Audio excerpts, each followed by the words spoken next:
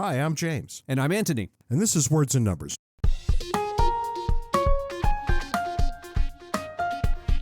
Given your very lengthy absence, we can't have front matter like we usually do, and everybody's going to be angry about it. We're looking at you, Johannes Hujumboom. He got very obnoxious about this not too long. You got to stop that.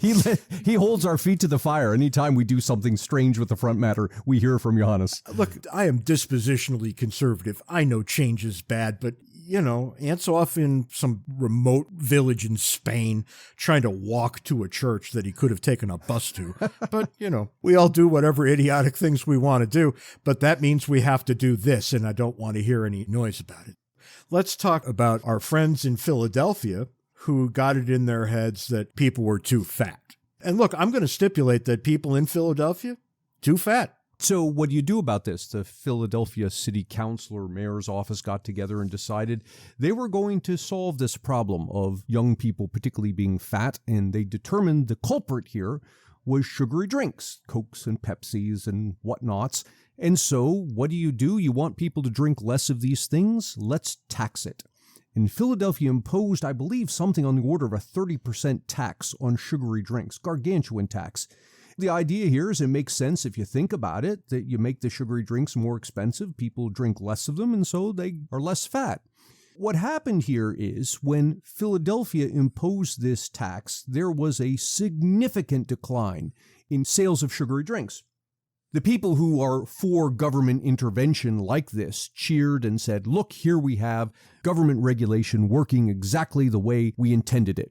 We saw this problem, people being fat, and we saw a solution, put a tax on sugary drinks, and lo and behold, people are now buying less sugary drinks. To which economists respond, well, hang on. We thought your goal here was for people to consume less sugary drinks. To which people would say, well, yeah, and clearly that's what happened, right? Because sugary drink sales plummeted. Well, economists, not willing to take data at face value, went and did some surveys asking, how much sugary drinks do you consume, Mr. Philadelphian, before versus after the tax? And what they found was that there wasn't much of a change at all. There's no significant change in sugary drink consumption. And that's kind of weird because you now have two bits of data that seem contradictory. On the one hand, tremendous decline in sugary drink sales. On the other, not much change at all in sugary drink consumption. And what we had here was an unintended consequence. People reacted to the government, in effect, telling them what to do by making the drinks more expensive. The people reacted in ways the government didn't anticipate. And what they did, they said, all right, fine, I got to pay 30% more for sugary drinks in Philadelphia. I'm going to drive outside of Philadelphia where the tax doesn't apply, and I'll buy my sugary drinks there. And while they were there, they bought the rest of their groceries. And that's the problem. You sent them away from sugary drinks in Philly, and they just went to find sugary drinks somewhere else. What ensued was a significant decline in food sales in Philadelphia. There are a number of stores that closed because people stopped shopping there. And here we have this unintended consequence. This regulation, a tax intended to stop people from drinking sugary drinks, had the effect of closing down supermarkets. Supermarkets in Philadelphia were already under a lot of pressure to begin with. That's a tough place to do business because keep in mind, if the town authorities will tell you you can't sell sugary drinks, but with the tax, they're already telling you a bunch of other things that you must do to comply. And this just becomes the straw that breaks the camel's back. Yeah, and that's an industry with very thin profit margins in the best of cases. Razor thin. People think that groceries make money hand over fist. They make like 2-3% at best. Now, something to point to here is people will have a tendency when economists say stuff like this. They'll say things like, well, that can't be right because if soda became more expensive all of a sudden, I wouldn't drive somewhere else to buy it. The thing you got to keep in mind here, anytime we're dealing with economics and human behavior, people are going to react differently. They're not all going to react the same. And while you might not drive outside of Philadelphia to buy your groceries, a lot of other people might. It's the aggregate effect, the effect of everybody combined that matters here. The grocery store doesn't need to lose all of its consumers to close down. 10% might do it. Might do it, that's right.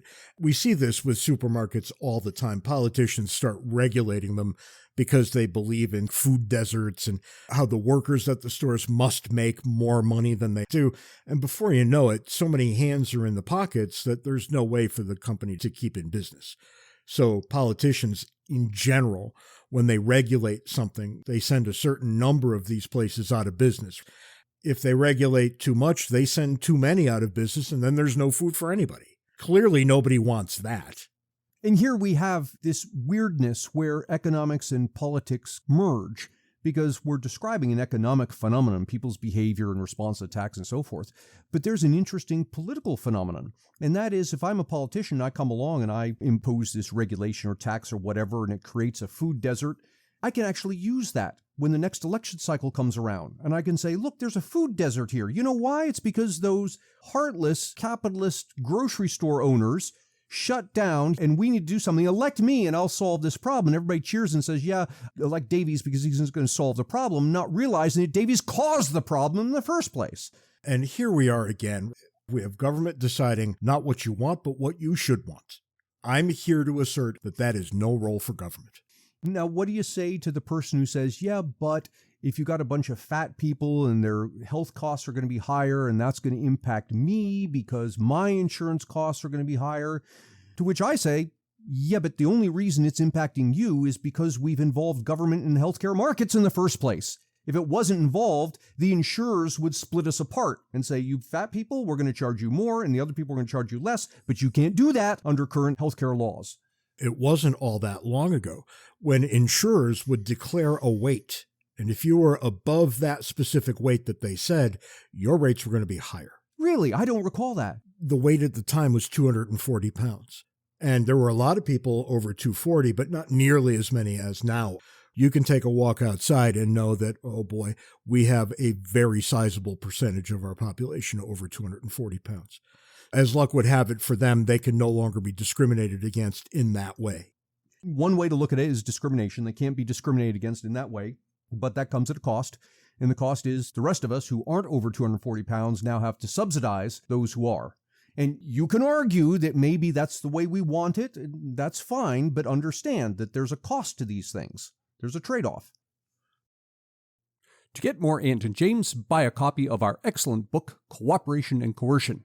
You can find the paper and electronic versions on Amazon and the audio version on Audible. If you'd like to support Words and Numbers, make your way over to patreon.com/wordsandnumbers, where you can contribute to our podcast-making habits. If you'd like to schedule us to come speak at your event, be it corporate or educational, or have James officiate at your wedding, send us an email at wordsandnumberspodcast@gmail.com. James Stacey Taylor joins us this week. James is Associate Professor of Philosophy, Religion, and Classical Studies at the College of New Jersey. He has written numerous research articles for, among others, the Journal of Medical Ethics, the Journal of Medicine and Philosophy, the Journal of Philosophical Research, and Social Philosophy and Policy.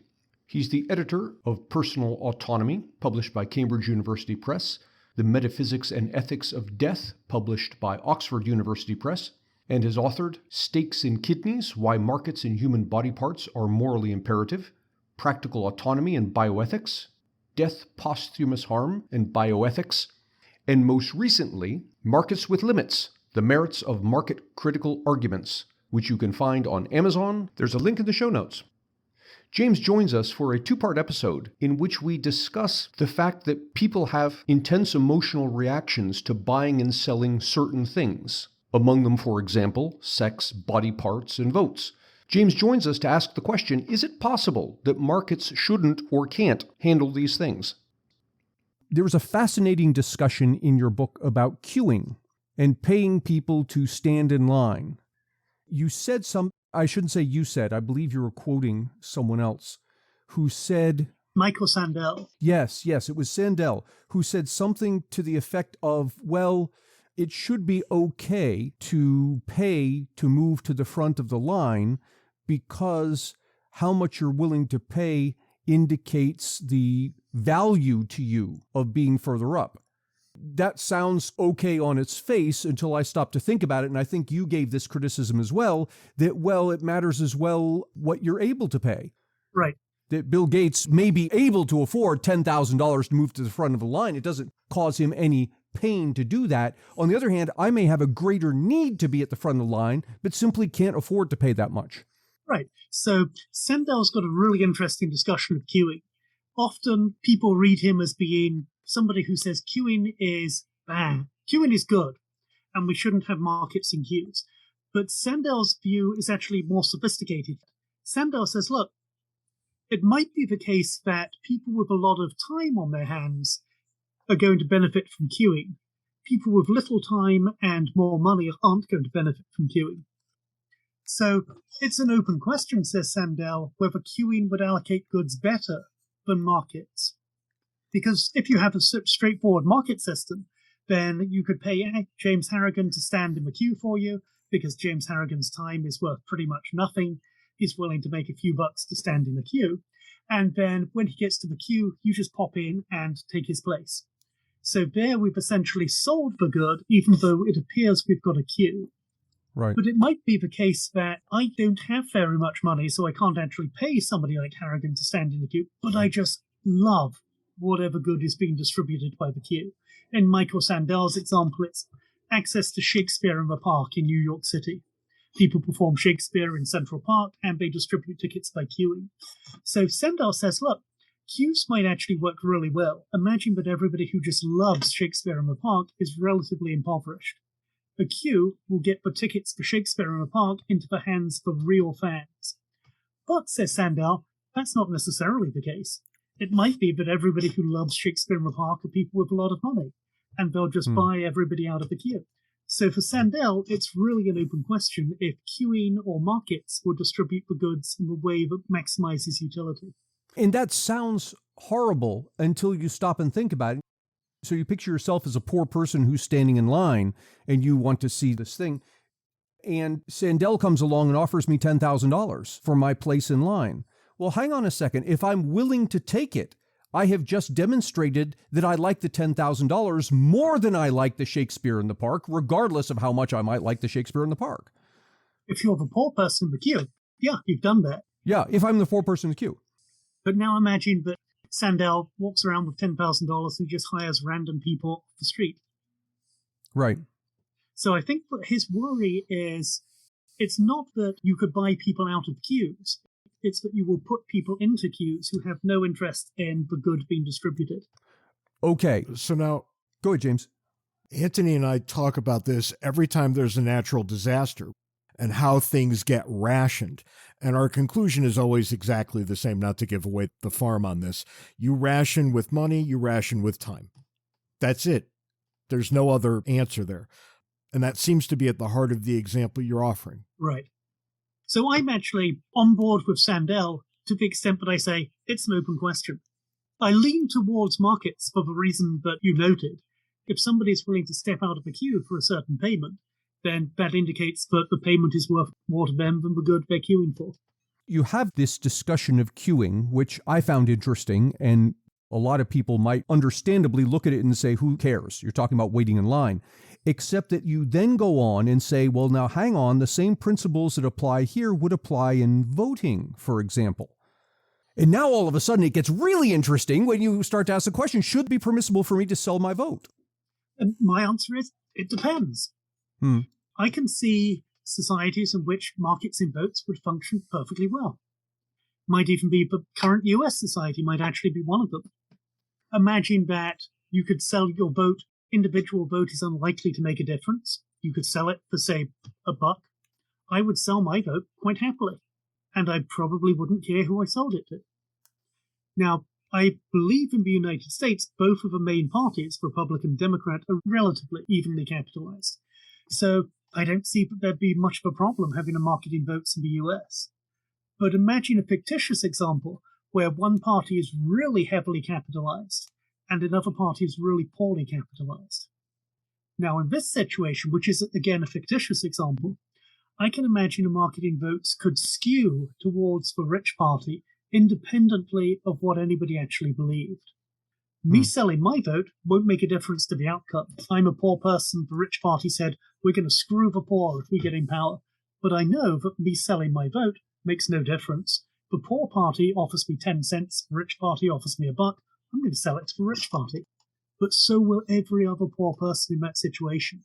So you might actually work to have political domination by the rich party in this fictitious situation.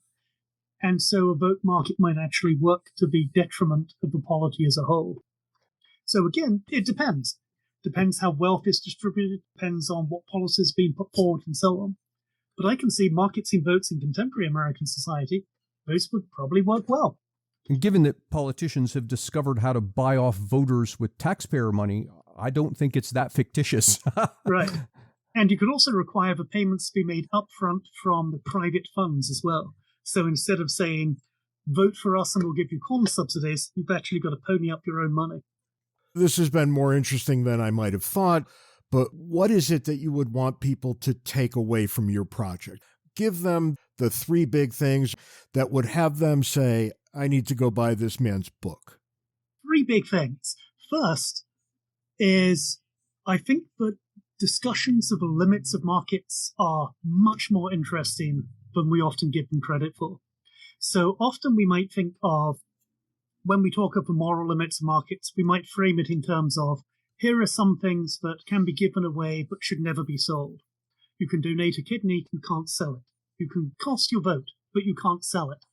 That might be one aspect of the discussions over the moral limits of markets, but there's lots more which are way more interesting. So are there certain goods which simply cannot be bought and sold? So Anthony Davis wants to be a Nobel Prize winner in economics, but his work sucks. Fortunately, he's really rich. Can he buy a Nobel Prize? Most people would say, no, that would be a Nobel purchase. What about chess pieces? I'm playing Donald Trump at chess. I suck at chess. Trump sucks more. But every time Trump wants one of my pieces, he offers me $10,000 for it. So I sell him my rook, then I sell him a knight, then I sell him a pawn. I say it's 20 grand for the queen. He says, that sounds good. I make a crap load of money and Donald Trump beats me at chess. But has he really beaten me at chess?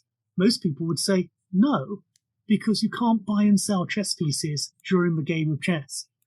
So there's some stuff, prizes, chess pieces, honors, which you just cannot buy and sell without destroying the type of good it is.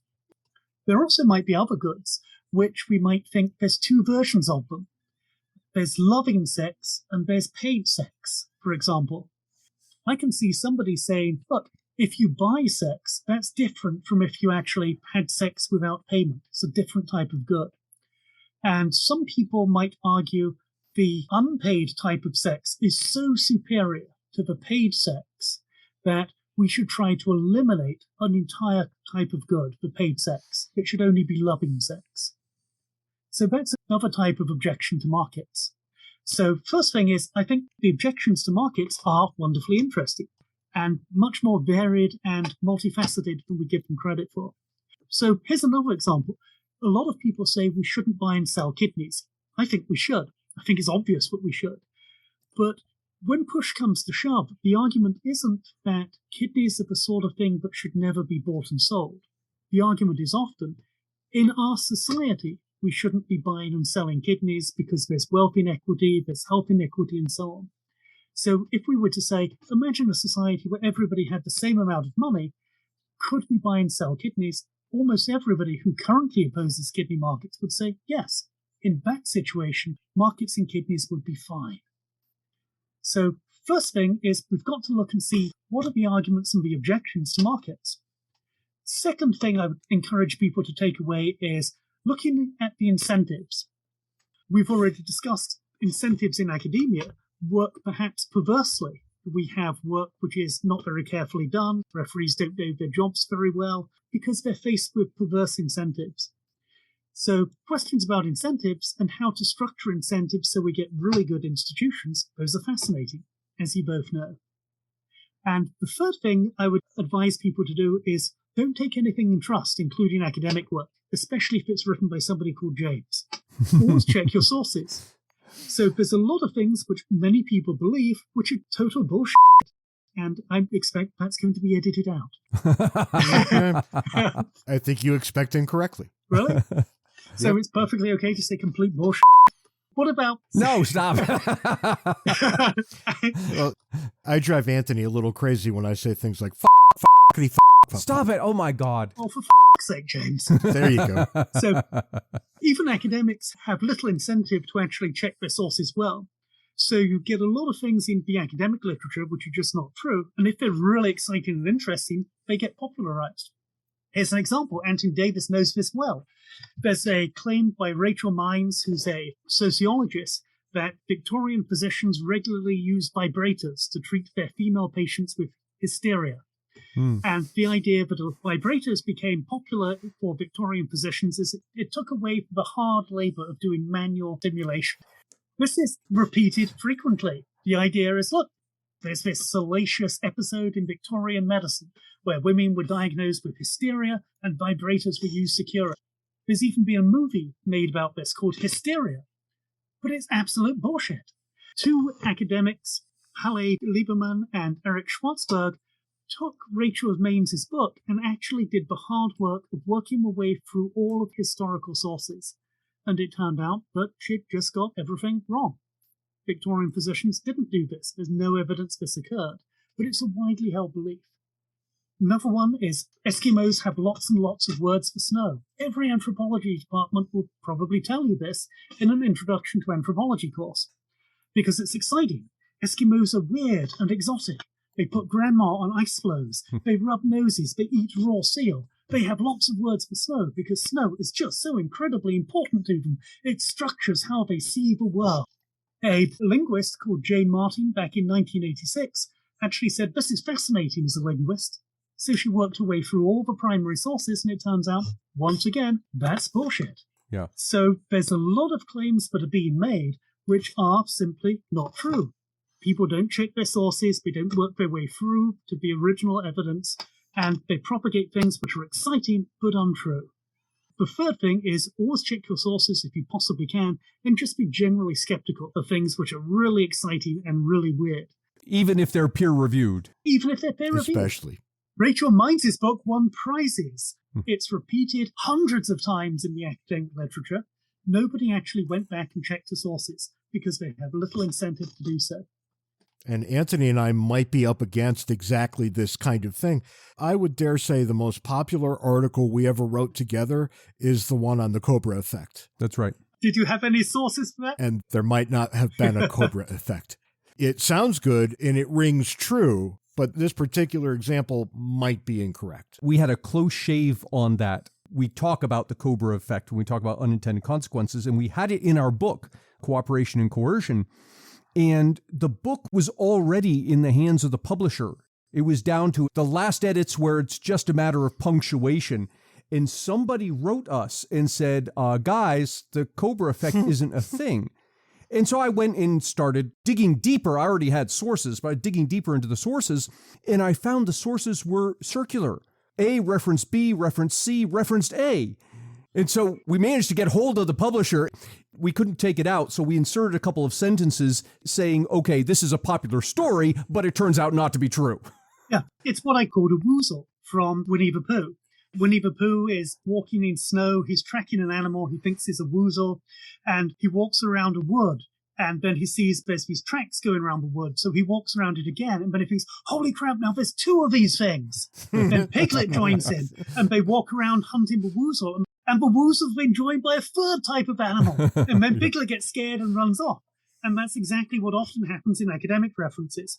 Something gets cited so many times, people just cite the person who cites it, and then we get false claims. I don't think there has ever been a better note to close on than Winnie the Pooh and the Woozle. The Woozles. So on that happy note, James, thanks for stopping by. This was terrific. Thank you, James. That's all the time we've got this week on Words and Numbers. Be sure to join us next week. You can follow us on Twitter. Handles are in the show notes. You can join our Backstage group on Facebook where the conversation continues. And you can send James Stacey Taylor hate mail at wordsandnumberspodcast@gmail.com. Yeah, and you guys with the hate mail, you need to up your game. It hasn't been crazy enough lately, so dial it up a little bit. And James, until we all meet again, and please be nice to each other. It may be a corner you can turn. Will you pay me? I pay you all the time. Pay me to be kind to people. Your mother's been paying me for years. She said it was the only way you would ever have a friend. And it got out of my control, frankly. I'm glad it went in that direction. There is literally nothing I can say now that Ant won't bleep out later. So, bye, everyone. Have a good week.